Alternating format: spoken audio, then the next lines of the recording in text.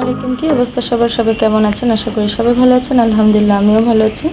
তো আজকে নতুন একটা ভর্তা রেসিপি নিয়ে চলে আসলাম। এখানে পেঁয়াজ কুচি নিয়েছি, শুকনো মরিচ ভাজা, আর এখানে ধনেপাতা কুচি, আর এখানে আমি কাঁকরোল ভেজে নিয়েছি। ফার্স্টে আমি মরিচগুলো ভেঙে নিচ্ছি। তো এইভাবে আমি মরিচগুলো ভেঙে নিলাম।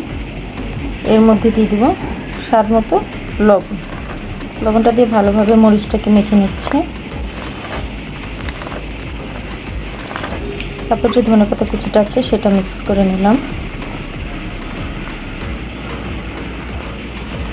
মাখানো হয়ে গেলে পেঁয়াজ কুচিটা এটার সাথে অ্যাড করে দিলাম।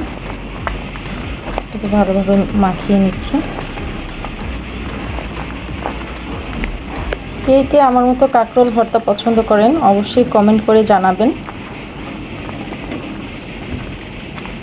তারপর এটা আমাকে মাখানো হয়ে গেছে।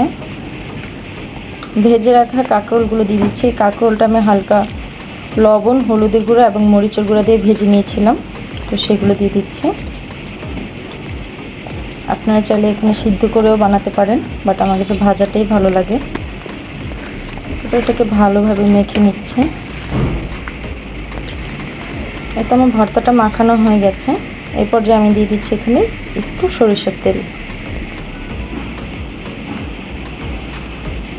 একটু সরিষার তেল দিয়ে দিলাম। তারপর এটাকে আবার একটু ভালোভাবে মেখে নিচ্ছি। আমার ভর্তাটা রেডি হয়ে গেছে। আমি একটা বাটিতে সার্ভ করে দেখাচ্ছি। তারপরে এই তো দেখতে পাচ্ছেন আমার ভর্তাটা রেডি হয়ে গেছে, কাঁকরোল ভর্তা। তো আপনাদের কাছে কেমন লেগেছে অবশ্যই কমেন্ট করে জানাবেন। আমার কাছে তো এইভাবে কাঁকরোল ভর্তা খুবই ভালো লাগে।